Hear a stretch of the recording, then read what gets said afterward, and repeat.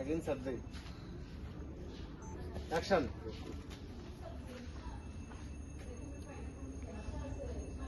এই যে দেন আমি এটা মানি না। হয় তোরা কি কেউ মানুষ? না না না মানি না আমরা কেউই মানি না, কারণ আমাকে গাড়িতে ডিস্টার্ব আছে, আমরা যাইতে পারি নাই। এমন তো না যে আমরা ওদের পথ গেছি পথ ডিস্টার্ব হয়েছে, যাওয়ার আগে ডিস্টার্ব দিছে, এটা তো রেসি নাই, এটা বাতিল, আমরা মানি না, আবার হবো।